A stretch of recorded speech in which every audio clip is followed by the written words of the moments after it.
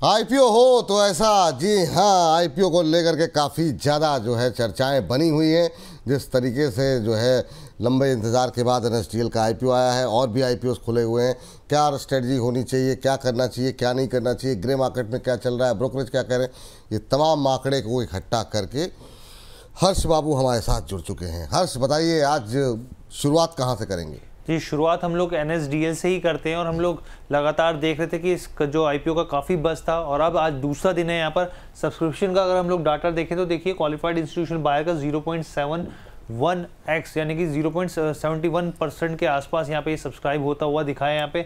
इसके अलावा आप देखिए नॉन इंस्टीट्यूशनल इन्वेस्टर्स की भी बात करें यहाँ पे 3.45x यहाँ पर सब्सक्राइब होता हुआ दिखा है। रिटेल की बात करें यहाँ पर 1.5 गुना के आसपास सब्सक्राइब होता हुआ दिखा है और अभी जो है टोटल 1.42x जो है टाइम्स जो है ये सब्सक्राइब हुआ है। और अगर हम अपने व्यूअर्स को बता दें कि कंपनीज के प्रोज और कॉन्स के बारे में, तो देखिए एनएसडीएल जो है बेसिकली हम सब जानते हैं जिस तरीके से भारत में यहाँ पर जो सिक्योरिटी डिपॉजिटरी का जो बाजार है वो बहुत तेजी से एक्सपैंड हो रहा है। जिस तरीके से डीमैट जो है वो लगातार बढ़ रहा है, रिटेल पार्टिसिपेशन बढ़ रहा है, पेनिट्रेशन बढ़ रही है, उसका फायदा कंपनी को मिलता है। खासतौर पर जो रेगुलेशंस है वो ज़्यादा बेहतर हो रहे हैं और टेक्नोलॉजी वाइज इसका असर देखने को मिल रहा है। अगर हम लोग यहाँ पे कॉन्स की बात करें यहाँ पे कंपनी के, तो यहाँ पर ट्रांजैक्शन के हिसाब से यहाँ पर जो है सरकार की तरफ से यहाँ पे इस पर ध्यान रखा जाता है, नज़र रखा जाता है और समय समय पर नियमित किया जाता है और साथ ही कंपटीशन जो बढ़ रहा है वो इस पर काफ़ी असर डालता है। अगर हम लोग अब यहाँ पे इसके फाइनेंशियल्स की बात करें तो आप देखिए लगातार जो है पिछले 2-3 सालों में यहाँ पे फाइनेंशियल्स में लगातार इसमें सुधार होता हुआ मिला है। चाहे आप रेवेन्यू की बात कर लीजिए,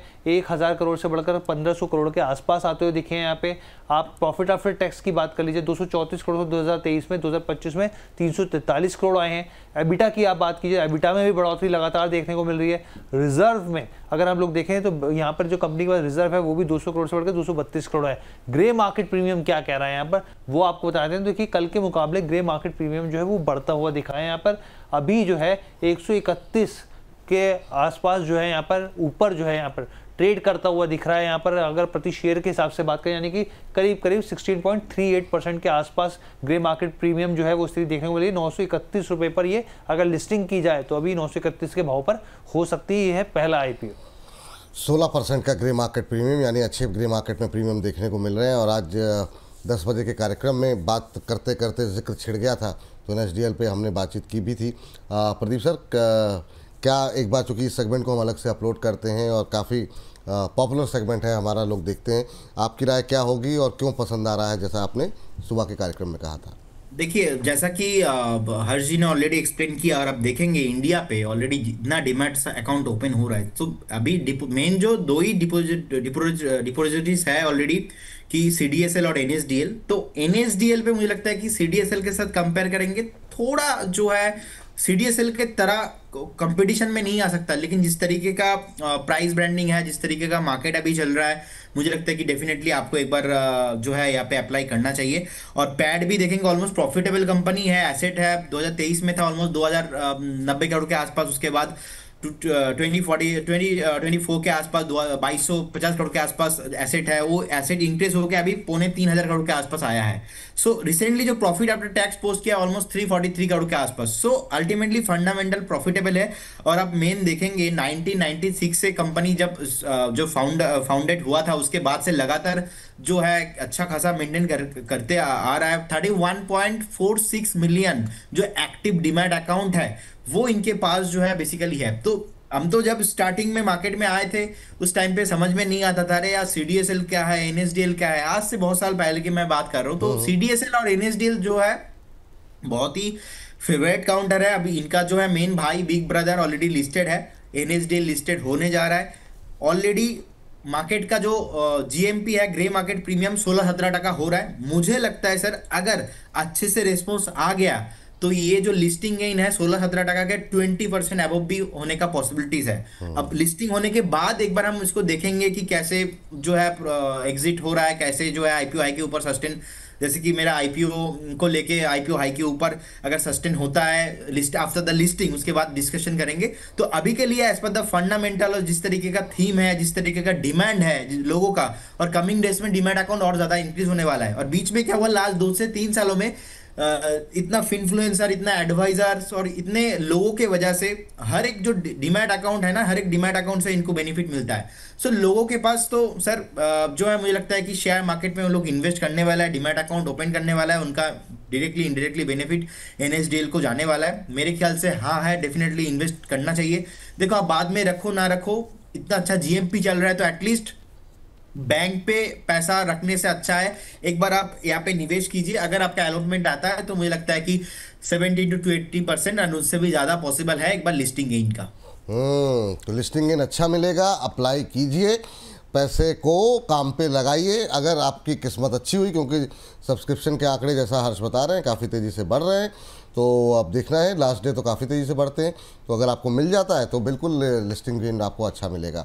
नितिन अरोड़ा जी हमारे एक नए प्राइम मेंबर बने हैं, लगातार प्राइम मेंबर्स की संख्या बढ़ रही है, आप लोग ऐसे ही हमें सपोर्ट करते रहिए और ज़्यादा से ज़्यादा लोग प्राइम मेंबरशिप हमारी लीजिए, आप लोगों से रिक्वेस्ट है, ताकि हम लोग आपके लिए नए नए कार्यक्रम जो है वो लेकर के आते रहें। इस सबके बीच में अरमान अली साहब कह रहे हैं केफिन टेक्नोलॉजी में एंट्री लेवल बता तो दिया सर, आपकी नई दुकान की मुबारकबाद दे दी सर, बताया था ना आपने, लेवल बताए थे शायद ना। केफिन टेक में मैंने बताया था करंट जोन से ही आप बाय करके जा सकते हो। मैं एक बार देख लेता हूं। हाँ, तो आप एक बार लेवल देख लो, तब तक हम आगे का आईपीओ जरा हर्ष से जरा एक बार पूछ लेते हैं। जी हर्ष।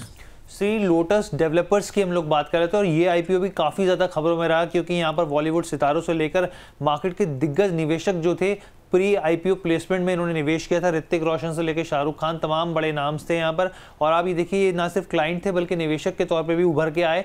कंपनी जो है बेसिकली रियल एस्टेट कंपनी है, जो कि कमर्शियल से लेकर यहाँ पर रेजिडेंशियल प्रोजेक्ट्स को डेवलप करती है। मुंबई पे ज़्यादातर फोकस है इसका। और अगर आप देखें तो ये एक चुनिंदा रियल एस्टेट कंपनियों में जो कि डेट फ्री है और 300 करोड़ के आसपास की एफडी है। तो ये जो चीज़ें हैं काफ़ी ज़्यादा फंडामेंटली स्ट्रॉन्ग चीज़ें दिखाती हैं यहाँ पर। अगर सब्सक्रिप्शन लेवल देखें, वो स्थिति भी आपको यहाँ पर देखने को मिलेगी। एक अच्छा क्वालिफाइड इंस्टीट्यूशनल बायर की आप देखें, यहाँ पर करीब करीब 6 गुना सब्सक्राइब होता हुआ दिखा है यहाँ पर। अगर आप एनआईआई के आंकड़े देखें तो देखिए ये करीब करीब 13 गुना के आसपास सब्सक्राइब होते हुए दिख रहे हैं यहाँ पर। रिटेल पार्टिसिपेशन भी 6.23 टाइम्स पहुंच गया यहाँ पे, और टोटल सब्सक्रिप्शन लेवल भी करीब 7 के आसपास यहाँ पे पहुंचता हुआ दिखा है। अगर इसके फंडामेंटल्स की बात करें हम लोग यहाँ पर, आप देखिए फाइनेंशियल्स की, तो एसेट्स में आप देखिए क्या जबरदस्त बम्पर ग्रोथ देखने को मिली है यहाँ पर। रेवेन्यू के मोर्चे पर आप देखें यहाँ पर तो 2023 से 169 करोड़ से बढ़कर सीधा 569 करोड़ 2025 तक पहुंचता दिखा है। प्रॉफिट आफ्टर टैक्स में आप 2024 से 25 में कंपेयर करें तो 98% का जंप यहां पर है। एबिटा के मोर्चे पे बात करें आप, जबरदस्त ग्रोथ एबिटा में भी है। और बोरोइंग की बात भी करें यहाँ पर तो बोरोइंग लगातार घटती दिख रही है यहाँ पे। ग्रे मार्केट प्रीमियम क्या कह रहा है यहाँ पर, वो भी हम आपको बताए थे यहाँ पर। तो देखिए 42 रुपए ऊपर यहाँ पर जो इसका पर प्राइस बैंड है उससे 42 रुपए ऊपर ट्रेड कर रहा है। 28% के यहाँ पर लिस्टिंग गेंस की संभावना, यानी कि 192 रुपीज के आसपास शेयर जो है वो लिस्ट होता हुआ दिख सकता है। चलिए एक और आईपीओ जिस पर कि काफ़ी ज़्यादा अच्छा जो है ग्रे मार्केट में प्रीमियम भी दिखाई दे रहा है, बहुत सारी सेलिब्रिटीज़ भी जुड़ी हुई हैं, पर आपको जुड़ना है कि नहीं ये पूछेंगे हम प्रदीप जी से।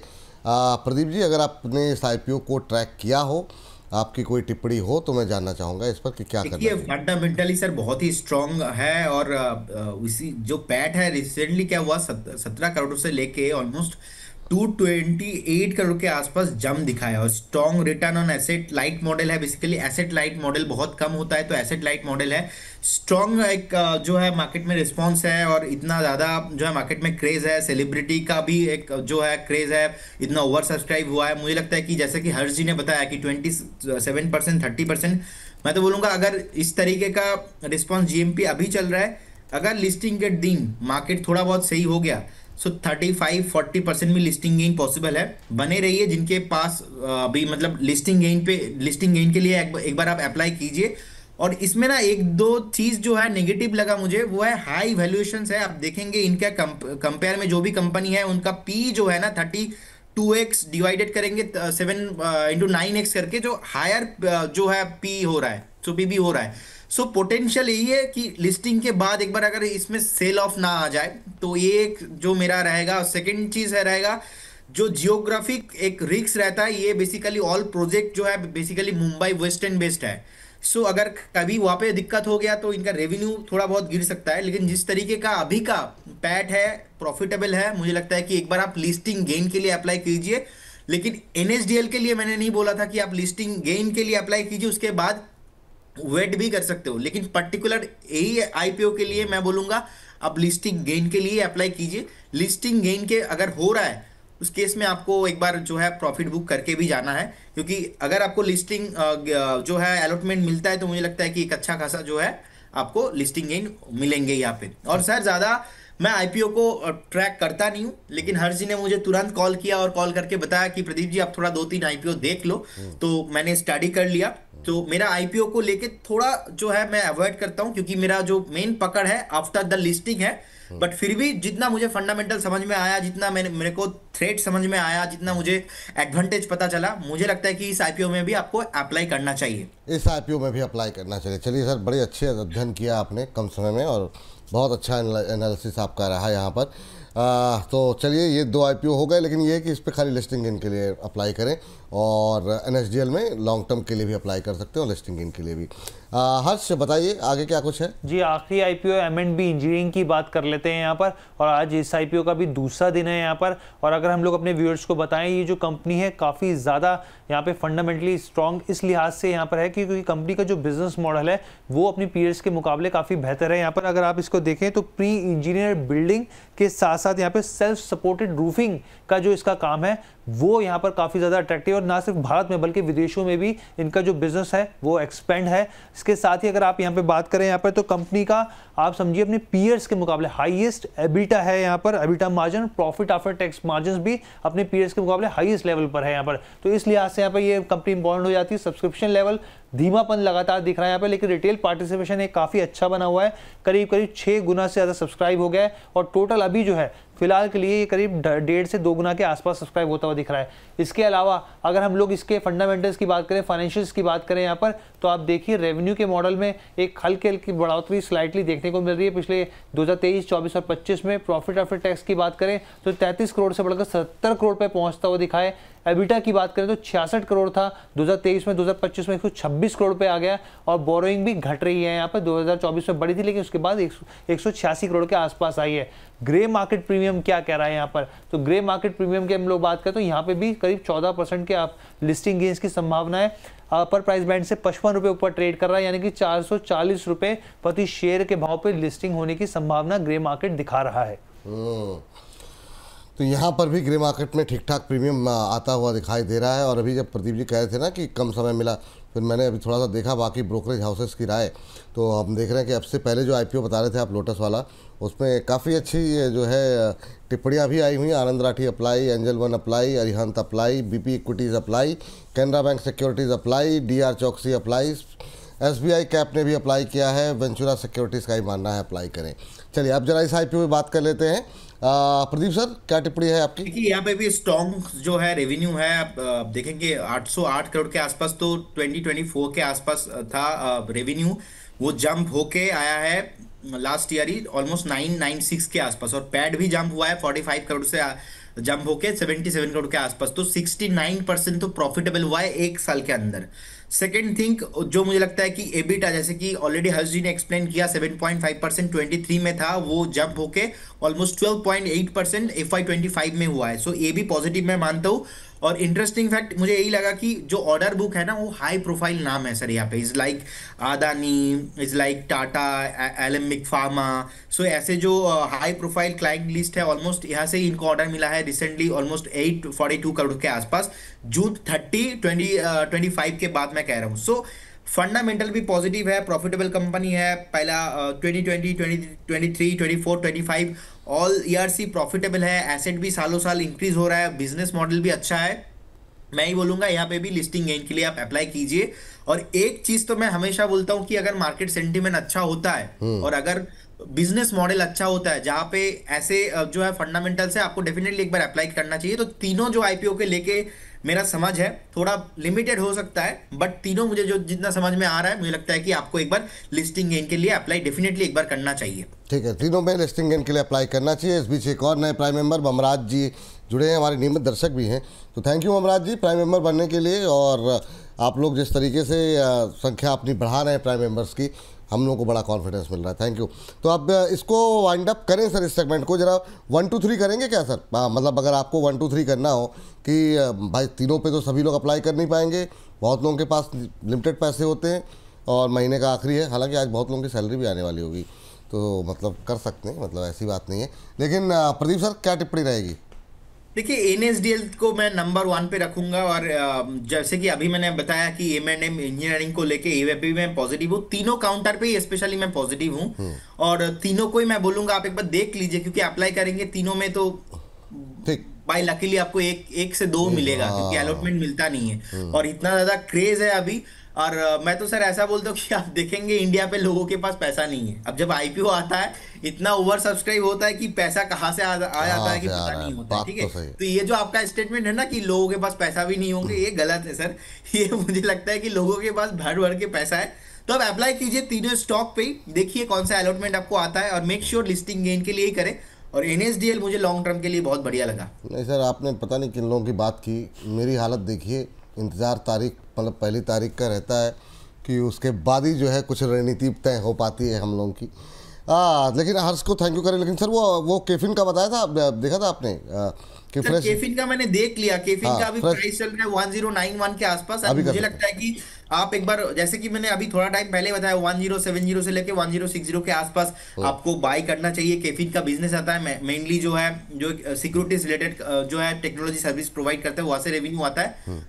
शानदार बिजनेस है, बाय करना चाहिए। 1450-1500 के आसपास टारगेट रहेगा। चलिए, इस सेगमेंट को वाइंड अप करने से पहले बेलराइज एक हाल की लिस्टिंग थी, आपने इसको जो है सलाह भी दी थी, एक ट्रेड भी दिया था, वो भी एक सारंग जी हैं, उनको भी बता दीजिए। कह रहे हैं कि आपके दिए टारगेट के आसपास आ रहा है, क्या करना चाहिए, तो क्या प्रॉफिट बुक कहाँ करना है, जरा बेलराइज बता दीजिए। फिर प्रॉफिट बुक नहीं करना, मैंने आपको जिस दिन बताया था उस दिन प्राइस चल रहा था 110-111 के आसपास, और पहला टारगेट था इस पे 125, सेकंड टारगेट था 145। तो पहला target achieve and second target भी ऑलमोस्ट अचीव। 140 का आज डे हाई है। मुझे लगता है कि एक ट्रेलिंग स्टॉप लॉस आप मेंटेन करके जाइए। ट्रेलिंग स्टॉप लॉस आपके लिए रहेगा 127 पे एक स्टॉप लॉस मेंटेन कीजिए। 140 के आसपास चल रहा है। मुझे लगता है कि ये जो रैली है कंटिन्यू होने वाला है, ये रैली कंटिन्यू, यहाँ पे जो जितना फॉलो अप आएंगे, मुझे लगता है कि एक बार स्टॉक्स आपको 180-200 के तरफ जाने के लिए रेडी हो रहा है। 127 पे स्टॉप लॉस मेंटेन कीजिए, बने रहिए। 200 की तरफ बढ़ रहा है, स्टॉक भी ऊपर जा रहा है, आप भी धीरे धीरे ट्रेल करते रहिए। ठीक, तो अरमान अली साहब, सारंग कोचट साहब, आपके प्रश्न ले लिए हैं, और बहुत बहुत शुक्रिया हर्ष आपका तमाम अपडेट, तमाम जानकारी फटाफट हमारे दर्शकों तक पहुंचाने के लिए। तो इस सेगमेंट को करते हैं यहीं पर समाप्त।